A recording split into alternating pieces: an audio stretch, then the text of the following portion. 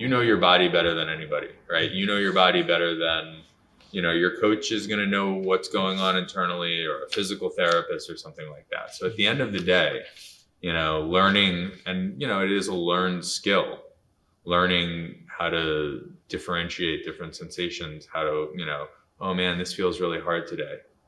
Does it feel harder than normal? Or, is it because of is there a reason behind it? Or is it, sometimes is it just something that I'm sort of perceiving or feeling or carrying over from somewhere else? So starting to learn, how to, in some ways, like, live in your body, and how to, trust yourself, and give yourself, maybe a pass on days when things aren't clicking, and maybe on days when things are feeling good, knowing that it's a day to, to push things a little bit. And not, again, like, not getting so wrapped up in goal achievement that you blow past a lot of other things. I mean, that, for, in our space, we almost never see acute injuries in this gym environment. Very often, people don't drop barbells on their head, or, do something where they immediately go like, ow. I rarely see that. What I see is somebody going, oh, my shoulder doesn't feel that good, but, I really want to be able to do X, so I'm going to show up again tomorrow. And then say, oh, it still feels bad, but, I've got this goal and I'm working on it, or something like that. And not being able to sort of switch gears, and not being able to notice things and say, like, oh, this is a sign. I need to, redirect things, or I need to rebalance things, or maybe I just need to, take a step back and take a little time.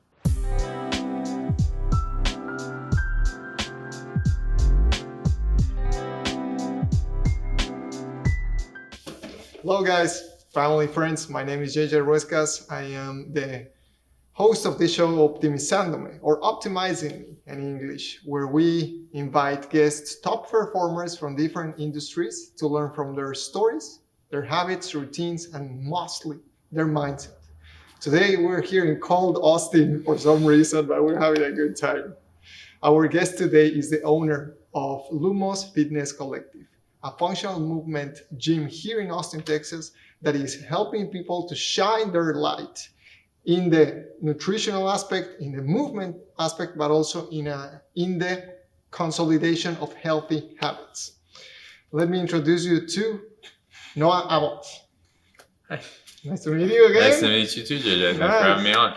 I'm super happy to have you here and to learn from your story and also Lumos' story. So Noah, let's start with, who is Noah and what does it mean to be a personal coach? Okay, well, I don't get to personally coach as much as I used to these days, but I spend most of my time running the business, running the gym, making sure my coaches are happy and working and, having a good time, and that the community that we're building here is functioning smoothly.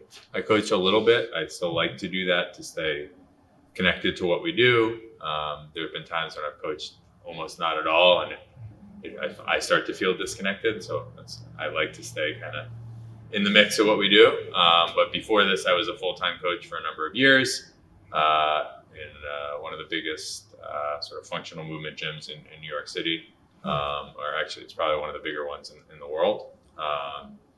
And I moved out to Austin 5.5 years ago to open this gym, and we've been open for just about 5 years. 5 years in February. Wow, almost 5. So almost 5 years, or past? 5 years and a little, I think. Technically, nice. Yeah. So tell me a little bit, how was your life prior to moving to Austin? I worked a lot. So I was a full-time coach in New York. In New York City, I did group classes and personal training, and New York City's cost of living and sort of just kind of daily hustle is a little different.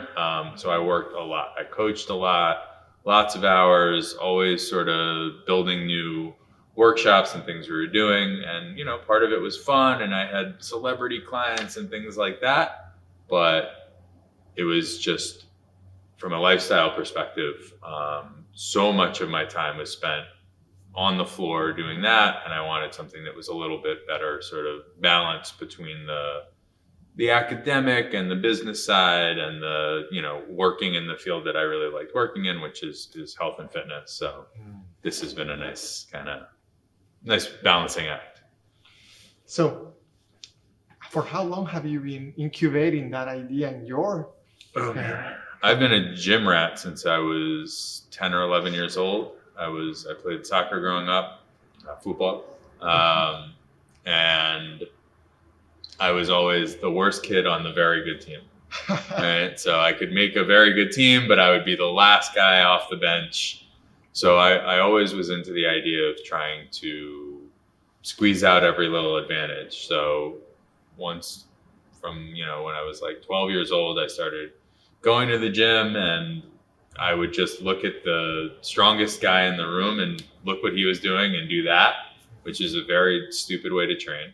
And I did that for a long time, and I knew pretty early on that I always wanted to do something that had a physical element to it, that blended some, intellectual or academic elements and some physical elements. I knew that I never wanted to wholly 100%, work behind a desk, or in some ways wholly 100%, do something that was purely physical. So before I was a coach, before I was a gym owner, I was a law enforcement officer. I thought that was going to be my career for a long time. I've always wanted to do something that had a service element to it, that involved giving back to my community and trying to, make the world a better place, for lack of a better term. And after about 5 years of doing that, I was coaching part-time. I was working full-time. I was coaching part-time. I was in grad school part-time. I was very busy, and something had to give. And I realized that the thing that was not filling me up was my full-time job. And I didn't feel like I was really serving anybody, or if I did, it was very abstract. Whereas when I was coaching, I was every day getting to see, I helped this person with that. A month ago they were here and now we've gotten them there. And so it was very tangible. It was very upfront, and I really enjoyed it. And so, I made the change to doing that full time. And then that led into, wanting to own my own space and put sort of my own mark on things. And did you start first as a law enforcement officer, or did you start first as a personal coach? I was a law enforcement officer first. Yeah. I did that first. I had a very bad back injury in training, and I was slowly getting over that. And I walked into the first time I had walked into a gym that was similar to mine, and had this sort of eye-opening experience about how, fitness and health could, really change. I had always been into it, but it was a different, I'd always been into, to working out. But this was a different time of, kind of more sort of interdisciplinary and more holistic sense of how, this could be something that was a bigger lifestyle. And almost immediately I got certified to coach and started coaching. And I was doing that part-time while I was working my full-time career. Yeah. Wow. And let's move a little further into this timeline.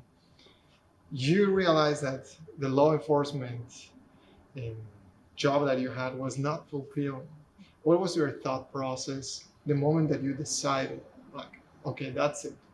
I wish there was a moment. I don't know if there was one moment where I said, yep, that's the end. Over time, I'd had a couple times where I had done something that I was like, this is really not what I want it to be. And this doesn't feel the way I want it to feel. And then I'm somebody who always likes to be learning something new. I always like to be working on something new or building out my skill set. So I would find something new. And one of the nice things about that job are there are a lot of opportunities for training. So I could always learn new things. And so I was like, I'm going to get this, certification or learn how to do this. And I'm going to I'm going to add these responsibilities onto my job. And every time I would do that, for the 6 months or a year, or however long, while I was learning that and then starting to do it, it would, occupy me and fill me up and kind of make me interested. And then I would get back to sort of like, okay, now that's learned and ingrained, and now I have to go back to doing my normal day-to-day job. And I'd be like, I don't love this. And then I'd find something else new And so at the end, I really wanted to work abroad for the government, and I was running into a lot of just the sort of like, you know, bureaucratic side of how long that was going to take, and it was going to be years before I got approved, and in a funny way, because of the way the government works, or at least the agency I worked for, every time I learned something new, it tied me down more because it made me more valuable to the office that I worked in. They needed, you know, if I left, they would need, instead of one person to replace me, I was doing, you know, 2 or 3 different jobs. So it would be 2 or 3 people to replace me. And so it was actually tying me down more. And so I got to a point where I realized I'm never going to get to do what I want to do here. I need to figure out how to do it myself. Wow. Yeah. Is that, so how does that realization started taking you from learning what was helping you in the job to start, you didn't know if he was going to learn, if he was going to help you in the opposite side or Right. the coaching. Right. How did that go? Did you have any background on business besides personal coaching? No. Oh, no. So I coached for a while, and I thought I knew everything I needed to know about the gym industry. I was like, oh, but I've never thought of myself as a business person. My brother runs tech sales teams. He's always been the business side guy of my family, and I've never really thought about myself that way. And I think, you know, it was a bit of a rude awakening when I started. And I think for a number of years, as I started my business and my gym, I leaned on the excuse of, well, I'm not a business guy. I don't want to, whatever. And, you know, after a while that got a little stale. And I realized that, you know, whether I wanted to be or not, I was now a business guy, right? Whether I wanted to be or not, I had to at least do the bare essentials to make sure that things were running smoothly, and so that everybody could be having a better time. You know, I've always been into what I do for, you know, the service element, for the community element, for, you know, meeting new people and helping them and seeing them achieve what they want, you know, achieve their goals. But if the business isn't running smoothly, it actually gets in the way of that, right? If it's, you know, hard for them to sign up for a class, and because of that, they don't sign, you know, that's an opportunity missed. So getting that stuff right meant that I could better serve, that I could better connect, that I could do all the things that I wanted to do, even if it was from a way that I wasn't as comfortable doing. So I had to, you know, step out of my comfort zone. That's a good point. It is lost an opportunity, not only on the business side, but also in serving the people from the community, because probably those opportunities of training, in this case, their body, would have transformed their entire lives. Right. What kind of transformations have you seen over the last few years? For myself or for the people who I work with? I mean, for people I work with is very, you know, a lot of what we do here, you know, there's a joke, you know, we were a CrossFit gym for a long time. I think this is a saying from CrossFit, which is getting comfortable being uncomfortable. Right. And, you know, I think some people grow up and have experiences that let them do that, you know, whether that's like being a Boy Scout or something and camping out, or playing on a sports team where sometimes, you know, things are hard, or your coach yells at you, or whatever it is, or whatever it may be, or you know, like, or legitimate, you know, personal hardship that really can, you know, shape you. But I think a lot of times, and especially in, you know, sort of modern society, it can be very easy to go through a lot of your life and never really have that. And so what I talk a lot with my members about, what people talk to me about a lot, is that, you know, when they get used to doing something in the gym physically that, you know, at first feels weird, it doesn't feel great, maybe it's a little scary, or maybe it feels like it's, you know, too hard, too heavy, too, you know, whatever.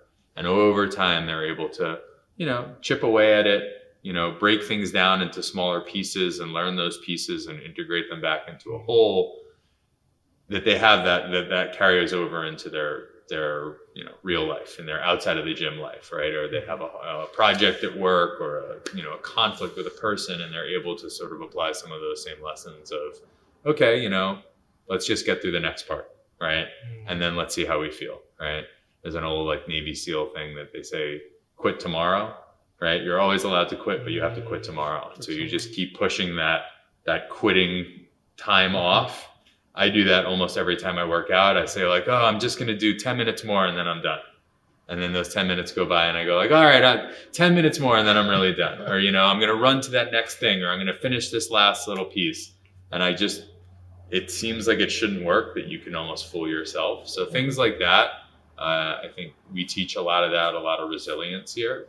And then, doing it, we try to make it in an atmosphere that's very supportive, so that it is not this sort of like, do this or else, kind of hard knock sort of thing. But it's something where, hey, look, like, it's all right to try it and fail it. It's all right to mess up. If we, mess this up, we can start over. We can try it again. We can make it easier. The consequences here when things go wrong are not great, which is good. And I think it allows people to sometimes, push a little further. And then apply that lesson to things where, the consequences might be greater, like work or personal relationships or things like that. That makes sense. So it's interesting because lots of people, especially people that are working constantly in front of their laptops and people that are not moving their bodies optimally, let's call it that way. Or at all. Yeah, or at all. It happens, right?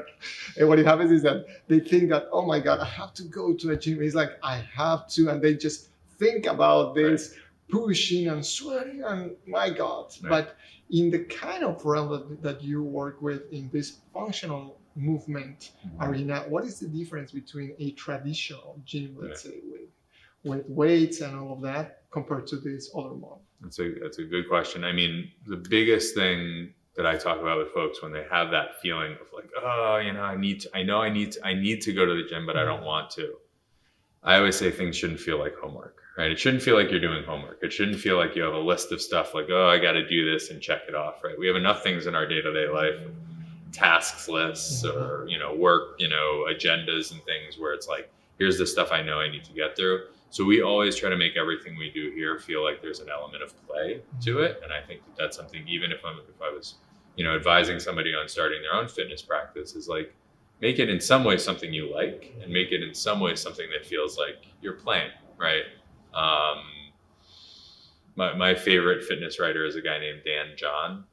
He was a strength coach, I think he's a professor of religious studies, smart guy, wrote a lot of books, mostly like 80s, 70s, 80s, 90s. He talks about, in the gym, he calls them park bench workouts and bus bench workouts, right? But I think this works for life, right? He says that, when somebody's waiting on a bench for a bus, they're concerned with, when's the bus going to get here? Is it running on time? What's my schedule? What do I have to do today? What's coming next? Things like that, right? It's very sort of like task and goal and time oriented. And that when you're sitting on a bench in a park, it's like, oh, it's a beautiful day. The sun is shining, the birds, and it smells nice. And I'm just kind of relaxed and experiencing it. He says that most people tend to do, 5 bus bench workouts for every 1 park bench workouts where they're like, here are the things I need to do and I want to do it in this time and I this and that and whatever. And then every so often they might just go on a run, somewhere that's really pretty. And he thinks that, in fact, it needs to be the other way around, right? That we need to be doing more park bench workouts, more things that are experiential, that are, things that connect us to the process, right? I enjoy doing this thing, right? I like doing it, I'm having a good time. The result of it is going to be what it is, right? And, every so often we need to check in on that. If I talk to people here all the time, if we don't enjoy the process, the results are we're never going to stick to something long enough to enjoy the result. And if all we're doing is kind of focused on the result, it's going to be at best like you can grit your teeth and screw yourself in for a couple months and do it, and then you're going to kind of return to your normal or whatever. So yeah, that makes sense. So would you say that is one of the mistakes that usually people come and do, or what other mistakes have you seen people do? Yeah, I think it's very hard to have a good balance between, sort of objective metrics for fitness and health or personal success or things like that, right? Whether that's like, how fast am I running a mile? Whether that's how much money did I make last year? Whatever that is, you need some of those, right? You need to yardstick that a little bit, right? In what we do, we call that a benchmark, right? Where every so often we will visit and revisit it just to see where we're at. If all I ever do is benchmark, if every day it's like, well, what do I have today? And I want to quantify that. And if it's not the best I've ever done, it's a failure. It's just not sustainable, right? So those benchmarks need to be spread out. And in between, needs to be things that they can be progressive. They can be building towards a goal. They can be, they can have design behind them. But if they're not enjoyable for themselves, it's going to be a challenge. And I think that's the hard thing, and certainly in, gym, in coaching and in training, but also in other endeavors in life, is like finding that balance between what you like doing, making sure what you like doing is directed towards where you want to be, and then every so often checking in and making sure that that's actually happening. You can get it wrong on either side. Yeah. You can totally get it wrong on the other side and just be having the time of your life and everything's burning down around you.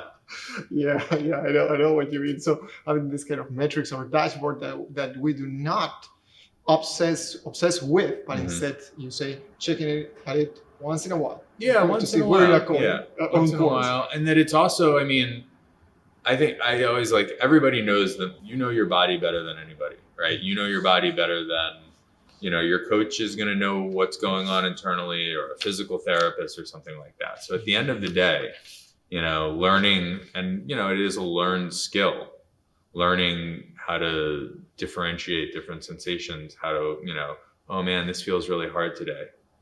Does it feel harder than normal, or is it because of is there a reason behind it, or is it sometimes is it just something that I'm sort of perceiving or feeling or carrying over from somewhere else?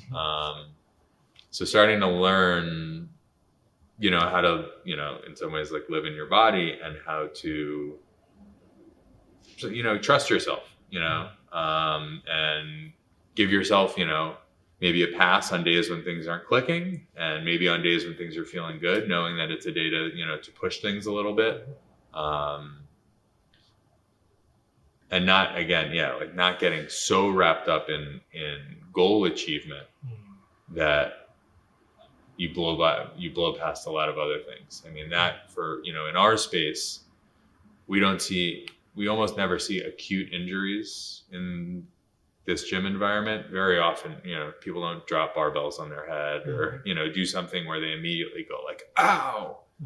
I rarely see that. What I see is somebody going, oh, my shoulder doesn't feel that good, but, I really want to be able to do X, so I'm going to show up again tomorrow. And then say, oh, it still feels bad, but, I've got this goal and I'm working on it, or something like that. And not being able to sort of switch gears, and not being able to notice things and say like, oh, this is a sign. I need to redirect things, or I need to rebalance things, or maybe I just need to, take a step back and take a little time. And I think that's the same in other endeavors as well, where we're so tied up in that final goal that we're blowing past warning signs in front of us that something is off. Wow. And then in my case, coming from an environment on the tech world, where I was sitting in front of the laptop for hours and hours and hours, I do feel that I disconnected body from mind, and I was letting the mind running the show, right? Go for the goal, do it without listening to the body. So how is it that you practice your personal listening to the body? Because like you said, probably this is for every person. I love what you say, your body better than everybody, right? So how do you know if it's an injury or if it is just an exhaustion? Right. Yeah. The sad answer is sometimes you don't. And I think the hard answer for a lot of people is that in some ways nobody does, right? To get geeky on the fitness side, there's a lot of research out there that two people can present the exact same, say like they get an MRI done because they have back pain and they have the exact same thing going on, and one person is in lights out 10 out of 10 waking, every day pain, and one person's totally fine.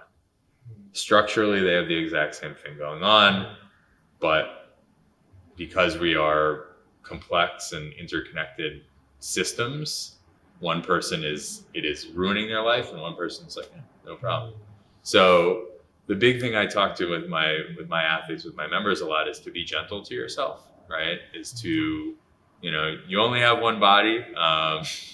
And I think sometimes we tend to treat that like a finite resource. It's sort of like, well, I think when we're young, we tend to treat it as an infinite resource. But even something that's like, oh, I'm gonna wring everything out of it, right? And it'll recharge or whatever. I think it can be hard, especially in when we're trying to integrate better lifestyle choices into a professional environment, into a job in tech or something where I'm traveling a lot or something like that, because it can feel like sometimes some of those choices in the short term are making me worse at my job, right? Like, I need to shut down the computer and go to sleep, right? Because, I know I need to get sleep. I need to work on my sleep. And I think short term, you can feel like, well, I'm so used to working until midnight every night and then sleeping until, 4 hours and waking up and starting work again. Where am I going to make that time up? Sometimes it requires that to say, after doing that for a little while, you start to realize like, wow, I'm getting 2 or 3 more hours of sleep and I'm much more productive. And now I'm getting done in, 6 or 8 hours, what before was taking me 10 or 12 because I was distracted and foggy and I was wasting time doing other things. So there are times where it involves a little bit of trust and a little bit of process and a little bit of like taking a step back to take 2 steps forward. I do think that, there's been a lot of good sort of like popularization of some lifestyle and sort of like health and wellness things in the, business space, and how that can, how important that is. And I'm glad that people are starting to kind of click into it a little bit. Yeah. And that's a good point. It's not only on the movement side, but also nutrition, recovery, etc., and mostly mindset, right? So now let's move a little bit on to your specific perspective on running or leading this gym. So what are your values?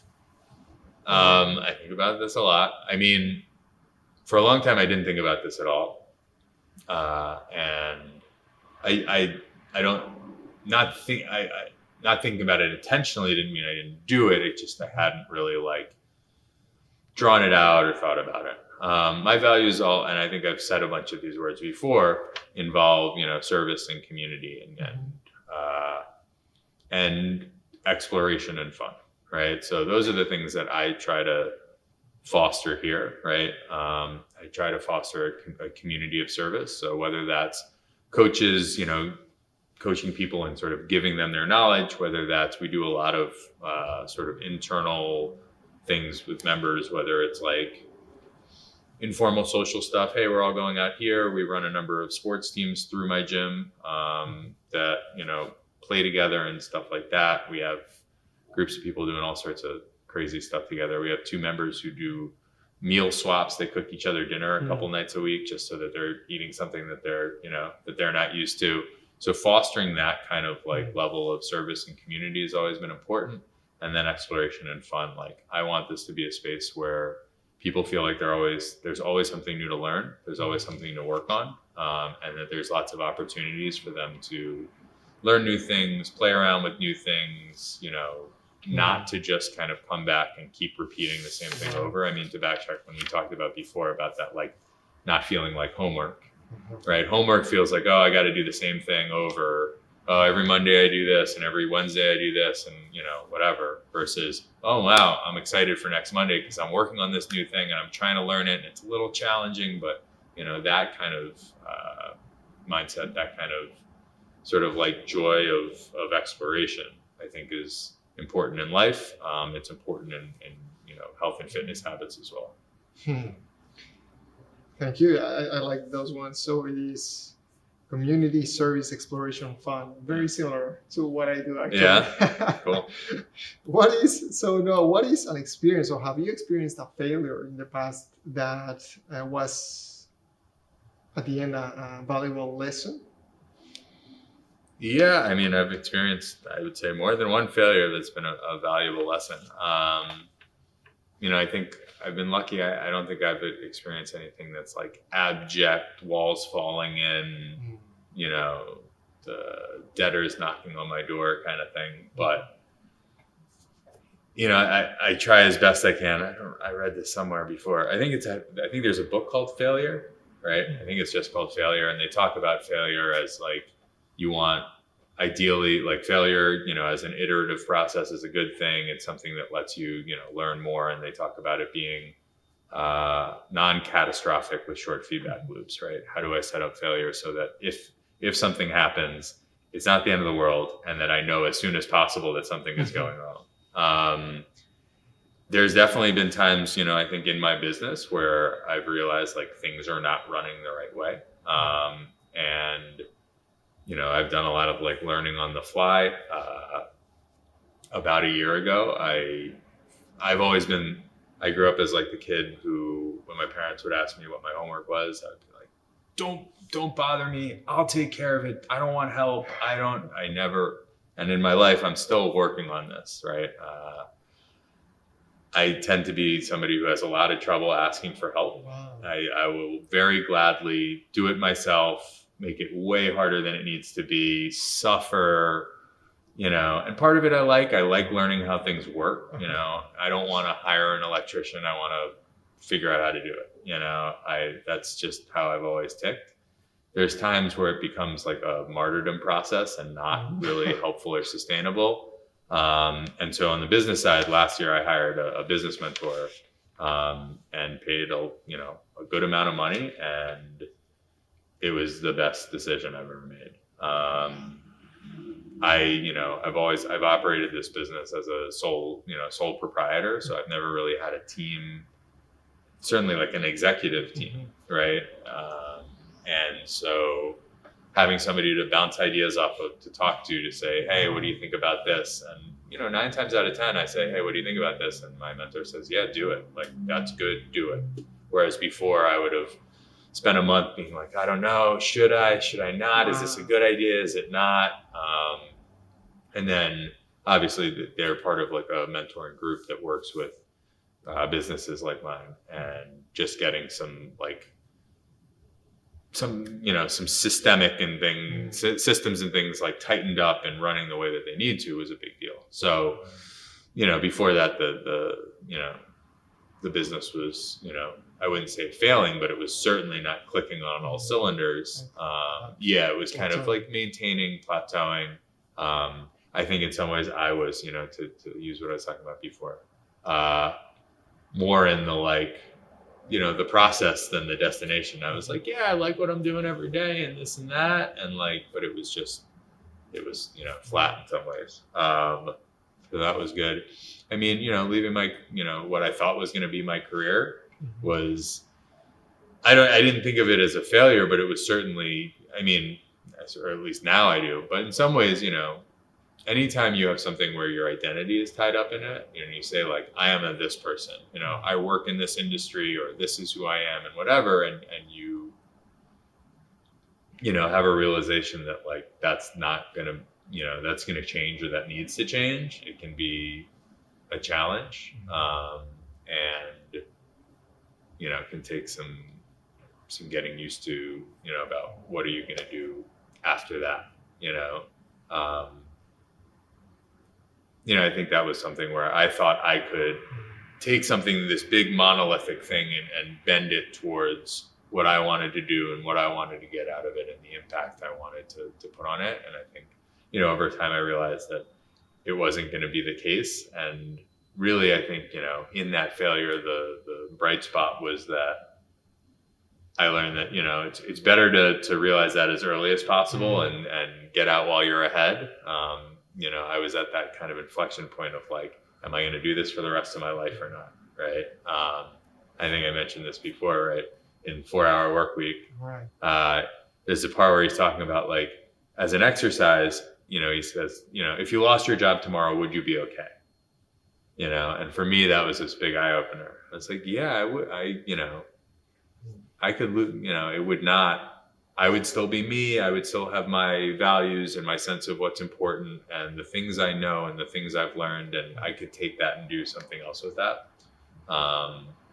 And so that let the sort of failure of like, this career is not working out. This is not going to be what I thought it was. And let it, end up being what it is now.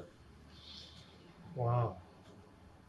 Talking about mentors, you mentioned mentors. What kind of mentors, or besides your business mentor or coaches, do you have that have influence over the life of your business, or even prior to that, even books like the 4-hour work week that you mentioned? Yeah, I mean, 4-hour work week, there's certainly some things in there that I'm like, I don't know. I didn't love every single part of it, and some of it was just, like I said, not applicable to me or the things that I'm interested in. But that was something that opened my eyes. I mean, mentors. Obviously, the person who I learned how to do like the industry that I work in now were great mentors to me. There were two people there. The guy who owned the gym, whose name is David Osorio, and the first guy who like really taught me how to coach, whose name is Chris Fox. And both of them, I think the values that I talk about are values that I directly learned from them, which is, sort of like starting at service, starting at like, what can I give, and working back from there. David was always big into this sort of like, if you make sure that you are giving people a lot of value, right? He owns this huge, amazing gym, and has always done it from this like, let's make it great for people, and then that the success, the money side, whatever, will come from that, right? He's always been somebody who is not, who has been, not bottom line first, has been, what's the best experience? How can we, what would I want the most out of, the place that I went to? And so that, has been important. I read a book, when I first started thinking about this, this stuff on the business side. There's a book called The E-Myth Revisited, right? Yeah. You read that? Which again, like the whole book, I think with a lot of business books, there's a lot, there's sort of like if you can take like one or two, good things out of it, that's important. That was the first book that talked, that I started understanding this idea of like, the example they use there is like, a lady opens a pie baking business because she has her aunt's best, pie recipe. And so she starts making these pies, and there's a certain part where she learns like, I can't make pies all day. If I'm making the pies all day, nobody's running the business.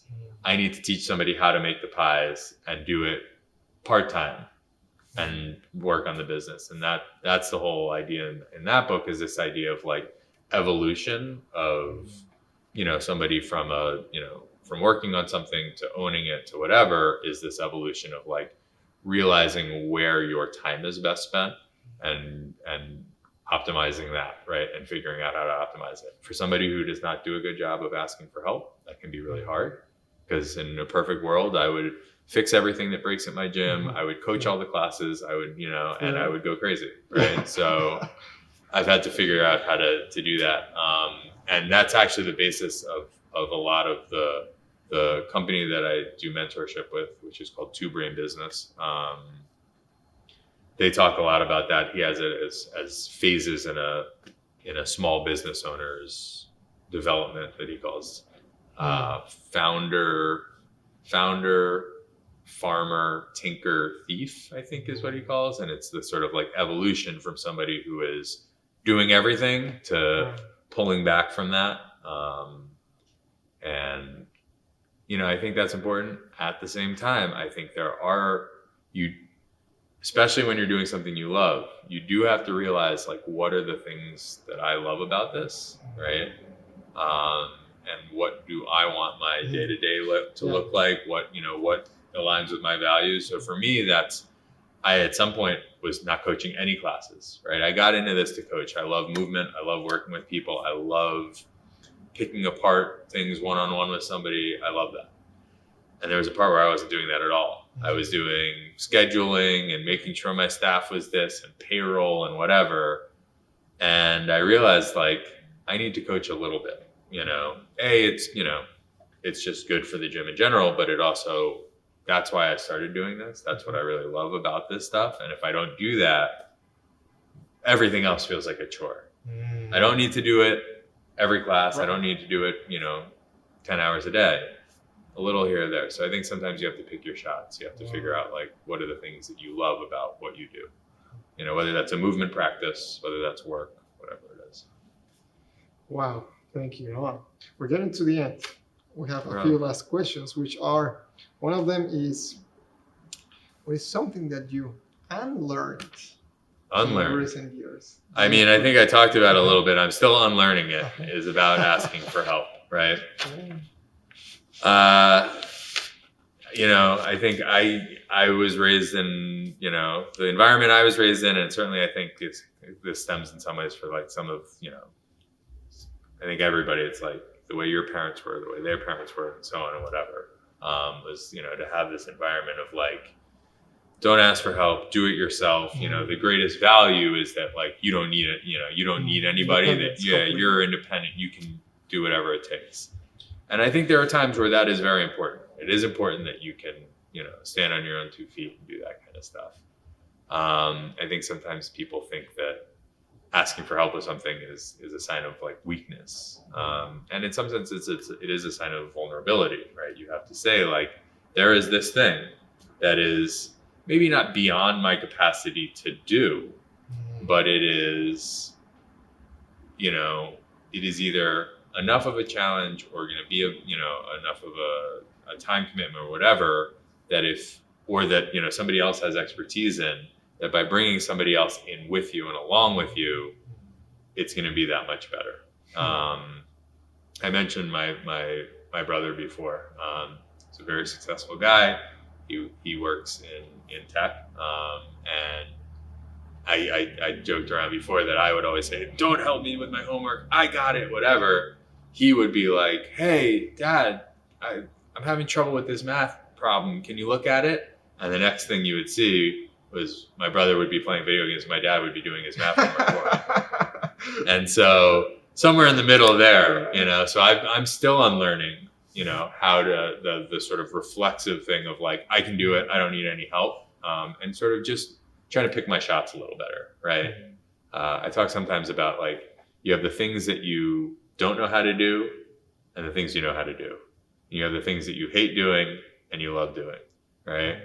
And then if you combine those, they're the things that you don't know how to do that you don't like doing. Right. Those you get somebody else to do. That's easy. You have the things that you know how to do and you love doing. You should absolutely do those, right? The things that you don't know how to do and you don't like doing, or that you're good at and you don't like doing, that's where you start having to make that, that consideration about, should I offload this? Is somebody else better? Or because I am, uniquely good at this, should I be doing it, right? So that's one of those things. There are the things where you don't know how to do it, but you enjoy it, or maybe you're still learning how to do it. And again, same kind of thing. That's where you also have to make that judgment call of like, is this worth my time? Right? I love tinkering on stuff. I love fixing things, right? But I'm not a contractor or a mechanic or whatever. So there are times where it's like, yeah, I could try to fix my own car and take the next 2 days and try to do it. But I could also pay somebody and they, it's done in an hour. And is that time better used? So I'm trying to learn and unlearn some of those at the same time. Thank you for that model. I didn't know that model. It's a sort of like self-created thing that I think of sometimes. On the post we're going to have my visualization. Yeah, that's my own little rubric. Yeah. Great, thank you, Noah. Last 2 questions. Where can people find you on the net, and also the location of Lumos, please? Okay, so Lumos is in Southeast Austin, Riverside area. We like to joke, we call it Old Torf Gardens. That's our made-up real estate name for the neighborhood. It's 2415 Burleson Road. We're on our website's www.lumosfitnesscollective.com, or if you just write it as lumosfc.com, it'll take you to the same place. Gym wise, our Instagram is that whole thing spelled out at Nice. lumosfitnesscollective.com. I think I have a personal Instagram or stuff like that. I've been on a sort of social media detox recently, sort of by accident. I took them off. If you ever want to use social media less, I took them just off the front page of my phone. I still have the accounts. Just by taking them off the front page of my phone, I stopped checking them pretty much at all. So I check into it sometimes on the business side. Luckily, I have somebody who's way better than that, way better at it than I do, running the business side of things, the social side, because I'm terrible at it. Okay. But that's where to find us. Nice. Yeah. Perfect. Thank you. The last question. If you could leave the audience with a question to expand their minds based on your experience, what would that question be? I mean, I think, like, what are you working on? What are you learning? Right. I think that's really the thing that I always like to have, at least something that I can point to. I feel the most stagnant when I feel like I'm just doing the same thing over again, whether that's in my job and personal relationships at the gym. Right. And if I don't have something, that's when I feel like, okay, it's time to look. Right. Those things can be really small. They don't have to be like, oh, I'm working on starting my own company or, redesigning, I don't know, the internal combustion engine. It can be, a small thing like we talked about before, like I'm taking an online Spanish class, right? Or I'm working on a variant of a squat that I just saw and, I want to play around with it, right? For me, I find that is the big, predictor. So I would say like, my question for everybody is like, what are you working on? What are you learning? What do you, whether that's big, small, or otherwise. Thank you, Noah. It's been my pleasure to Pleasure. have you. I'm glad it worked out. Nice. Thank you, guys. And so for more information and the notes of this episode, do not forget to follow us and subscribe to the YouTube channel. My name again is jjruescas. I'm the host of Optimizandome. And if you like this kind of interviews, just drop me a comment here, send me a message, and we will see you all on the next episode. See you guys.